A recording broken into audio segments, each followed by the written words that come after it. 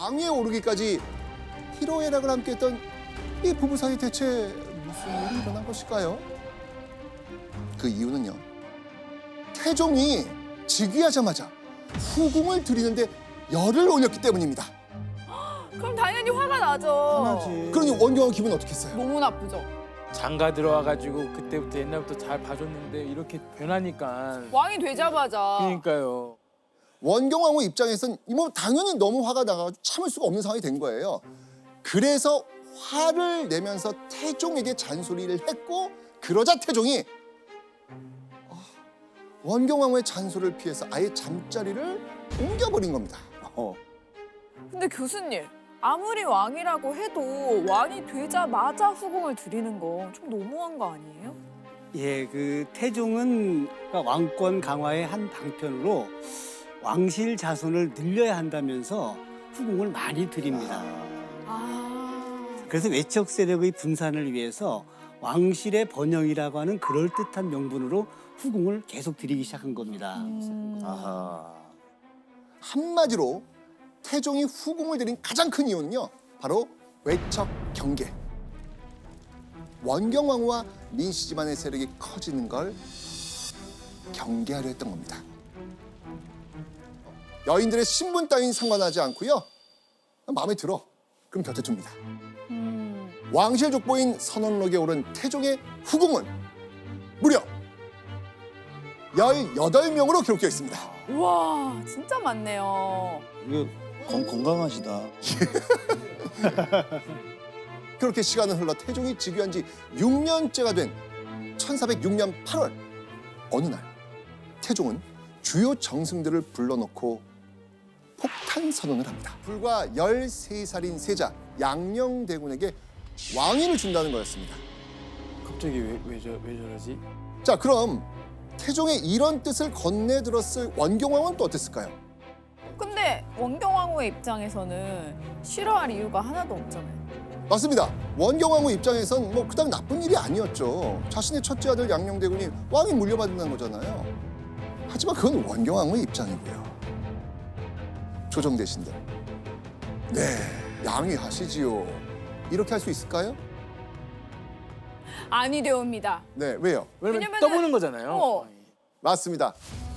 그래서 문무백관들은요. 양위 선언 이튿날부터 단체로 결사 반대를 목 놓아 외칩니다. 이들 사이에서는요. 원경왕후의 동생들 민무구, 민무질 형제도 당연히 있었습니다. 자, 그렇게 양위를 놓고 태종과 신하들의 실랑이는 일주일이 넘도록 계속됩니다. 그리고 결국 태종이 양위하지 않는 것으로 이 사건은 일단락됩니다. 자, 그런데 양위 소동이 일어난 지 약 1년이 됐을 무렵인 1407년 7월 상소 한 통이 궁 안을 발칵 뒤집어 놓습니다. 그 상소는 원경왕후 역시 경악할 만한 내용이었습니다. 자, 어떤 내용인지 한번 보시죠. 지난해 전하께서 장차 내선을 행하려 할 때 민무구 등은 스스로 다행하게 여겨 기뻐하는 빛을 얼굴에 나타냈으며, 즉 민무구 등이 태종이 양위 의사를 밝혔을 때 왕이 바뀌는 걸 좋아했다는 겁니다. 태종의 입장에서는 그 행위는 용납할 수 없는 불충 중에 불충이었겠죠. 맞아. 그런데 상소에는요, 민씨 형제의 문제 행동이 또 적혀 있었습니다.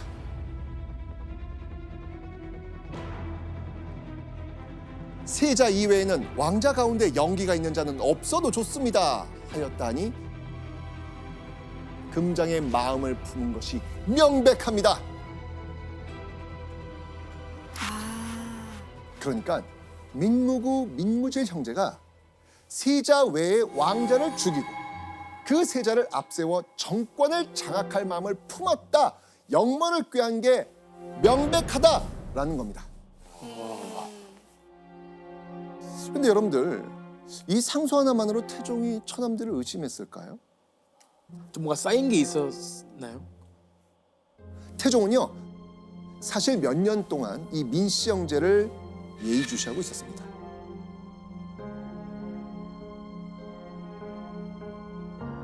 내가 이모년에 매우 큰 종창이 났었는데 무구, 무질 이들은 가만히 병세를 엿보고 9살 된 어린아들을 끼고 나라 권세를 쥐려고 꾀하였다. 그러니까 해석해보면 태종이 즉위한 지 2년째 되던 1402년의 민씨 형제 등이 당시 9살 된 세자 양녕대군을 왕으로 세우고 권력을 쥐려고 도모했다라는 거예요. 지금요. 한마디로 1402년 이미 민씨 형제가 양녕대군을 앞세워 권력을 차지하려는 거 아닌가라는 의심이 싹터 있었다는 겁니다. 그 와중에 1407년 상소는요. 그 의심의 불길에 기름을 퍼부은 격이었죠. 교수님, 그 민씨 형제가 진짜 영모를 꾸민 건 맞아요? 민씨 형제가 영모를 꾸몄다라고 하는 정확한 증거는 없습니다. 하지만 영모가 언급된 이상 민씨 형제의 편을 들어줄 사람은 없는 거지요. 그리고 태종 스스로 즉위 초부터 민씨 집안의 권력이 강해지는 걸 상당히 경계했고, 근데 그러던 중에 이 상소라고 하는 것은 사실 여부를 떠나서 민씨 형제를 처벌하기 위한 아주 좋은 명분이 되었지요. 원경 왕후는 남편이 이미 영모 확신했고 그래서 동생들을 이대로 용서하지 않을 거라는 걸 알고 있었습니다. 그러니 용서는 바라지도 않고 그저 제발 부모님이 살아계실 때 죽이진 말아달라고 한 겁니다. 아, 너무 슬프네요. 그렇게 간신히 목숨을 부지할 수 있었던 이 민씨 형제들이었지만 원경 왕후는 청천벽력 같은 소식을 듣게 됩니다. 병석에 있던 아버지 민재가 세상을 떠난 겁니다. 남편 태종은요 유배 갔던 민씨 형제들을 불러들여서 아버지의 장례를 치르도록 해줍니다. 그 다음은 뭐 했을까요? 태종은 충격적인 교제를 내립니다. 거기서 민무구 민무질의 죄를 10가지로 정리해서 열거하죠. 교지를 통해 민씨 형제가 영모를 꾸미고 있었다고 단언을 한 겁니다. 이후 1409년 민씨 형제는 유배지 중에서도 가장 험지였던 제주도로 보내집니다. 원경왕후는 제발 거기서라도 멈추길 바랐을 겁니다. 그러나 다음 해인 1410년 유배지의 죄인들에게 과인의 명을 전하시오. 두 죄인에게 자결을 명하오. 결국 민씨 형제에게 자진을 명합니다. 그렇게 원경왕후는 한순간에 남동생 둘을 잃고 말았습니다. 이 원경왕후는 남편 태종을 찾아갑니다. 전하가 사람이요. 통곡하면서 원망을 쏟아냅니다. 그렇게 부모님이 살아계실 땐 살려달라고 했는데 매몰차게 자신의 부탁마저 차버린 남편을 보면서 신랄 같은 믿음마저 완전히 깨졌습니다. 아이고야. 자, 그러면 이런 상황 속에서 태종은 가만히 있었을까요? 또 누구 영모로 엮을까 봐 겁나는데요. 얘는 그냥 선을 넘었어요, 완전히 사람이. 태종은요 원경왕후가 도가 지나치다 라고 하면서 충격적인 말을 합니다. 이 말입니다. 청비가 민무구의 원망을 끼고 여러 번 불손한 말을 하였으니 장차 패출하고자 하였다. 그러나 다만 예전 뜻을 생각하여 스스로 세워지기를 기다리겠다. 제발 나서지 말고 남편 뜻에 고분고분 따르라 라고 경고를 날린 거예요. 태종의 바람대로 뒷선으로 물러나서 조용히 살아가던 원경왕후. 그런데 1415년 6월 원경왕후의 마음을 또 한 번 찢는 충격적인 소식이 들려옵니다. 원경왕후의 살아있는 나머지 두 남동생 셋째 민무유, 넷째 민무에게 죄가 있다며 붙잡아 조사하기 시작한 겁니다. 대체 이 두 형제는 무슨 죄를 저지른 것일까요? 황주 지역을 다스리던 목사, 사또죠. 염청이라는 사람이 있었습니다. 염청이 데리고 있던 노비가 한 명 있었거든요. 그런데 그 노비가 산호비에서 풀려나고 싶어서 소송을 합니다. 그런데 사헌부에서는 염청의 노비가 맞다라고 염청의 손을 들어줍니다. 그런데 노비가 재심을 요청합니다. 그때 태종이 판결을 내립니다. 아니다. 그 노비는 국가 소속이다 라고 판결을 한 거예요. 자, 이렇게 해서 왕의 판결로 노비의 신분이 산호비에서 국가 소유가 됐으니까 공노비가 된 거예요. 염청 입장에서는 어떻게 했어요? 뺏긴 거죠. 그렇죠. 예. 당시 노비는 내 재산이거든요. 사유 재산인데 염청 입장에서는 재산을 지금 누구한테 뺏긴 거예요? 나라. 나라. 국가에 뺏긴 거잖아요. 그래서 친했던 그 원경왕후의 넷째 남동생 민무에게 하소연을 합니다. 내 노비가 태종의 후궁과 영의정에게 뇌물 바쳐가지고 이 공노비가 된 거다. 나 이거 너무 억울하다. 이거 좀 봐달라. 라고 했던 것이죠. 자신의 노비가 태종 지척의 이들에게 청탁을 했다. 자초지종 좀 알아봐 달라. 라고 하면서 원경왕후의 남동생 민무에게 부탁을 한 거예요. 자, 바로 이런 절친 염치용의 도와달라는 요청을 듣고 민무애가 어떻게 했을까요? 알아봤겠죠. 그렇죠. 궁으로 가서 이런 억울한 사연이 있습니다 라고 알린 거예요. 아, 근데 이게 말은 돌고 돌아요. 이게 돌고 돌아가지고 누구 귀에 들어갔을까? 태종 귀에 들어간 거예요. 자, 이때 태종의 반응이 어땠을까요? 나의 판결인데 이 판결에 반하는 행동을. 맞습니다. 내가 대신과 첩의 말을 듣고 이를 부당하게 처리했단 말인가? 불같이 화를 냅니다. 태종은요, 당장 민무애와 염청을 잡아와서 직접 신문합니다. 그리고 얼마 후 태종은 염청을 의금부에 가혹하라고 명했죠. 그리고 처남 민무애는 일단 석방시킵니다. 오, 일단 자, 근데 그 모든 상황을 지금 중궁전에서 지켜봤겠죠. 누가? 원경왕후. 원경왕후가 행여나 남은 동생들에게 무슨 일이 닥칠까 불안해집니다. 그런데 그때 원경왕후는 피가 거꾸로 솟는 말을 전해 듣게 됩니다. 원경왕후의 사랑, 금쪽 같은 큰아들 양녕대군이 외삼촌인 민무애가 한창 탄핵 여론에 휩싸였을 때 아버지 태종에게 바로 이 외삼촌들의 진한 언행을 고자질한 겁니다. 원경왕후가 아플 때 세 아들이 병시중을 들고 있었습니다.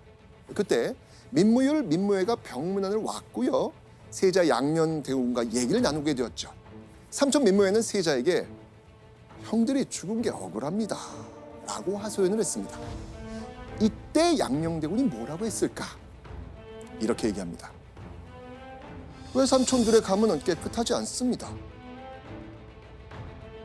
양녕대군은 아버지 태종이 옳은 판단을 했다고 말한 거죠. 근데 이 말을 듣고 넷째 민무애가 발끈해요. 세자조하께서는 우리 가문에서 잘하지 않으셨습니까? 자, 이 말은 무슨 뜻이겠어요? 너도 같은 핏줄이다, 같은 거다. 가족이다. 왜 그렇게 얘기를 하냐? 그렇죠. 너 어릴 때 민씨 집안에 와서 자랐는데 아니 너 우리 편 들어야지 어떻게 그런 말 하냐 섭섭하다 라는 거였죠. 그 순간 양녕대군의 얼굴이 확 굳어집니다. 듣기에 거북스러웠던 것이죠. 그때 같이 있던 셋째 민무일은요 세자의 표정을 보고선 동생이 말 실수했구나 라고 하면서 등골이 오싹해졌습니다. 그래서 이렇게 얘기하죠. 잡다민이 잊어버리시길 바랍니다. 놀랬던 거예요. 자, 그렇게 삼촌과 조카 사이의 일로 영영 묻힐 줄 알았던 그날의 일. 그런데 2년이 흐르고 양녕대군이 직접 그 일을 끄집어내서 태종 앞에서 삼촌들이 이런 생각을 하고 있으니 처벌해야 됩니다 라고 고한 거였어요. 1416년 1월 13일 태종에게서 이런 명이 떨어집니다. 도망가지 못하게 하고 만약 자진하고자 하거든 말리지 말라. 이게 무슨 뜻이겠습니까? 알아서 죽어라. 죽으란 뜻이에요. 자결해라 이거잖아. 죽으란 뜻이에요. 맞습니다. 이로써 원경왕후는 앞서 두 남동생을 잃은 지 6년 만에 마지막 남은 두 남동생마저 잃게 됩니다.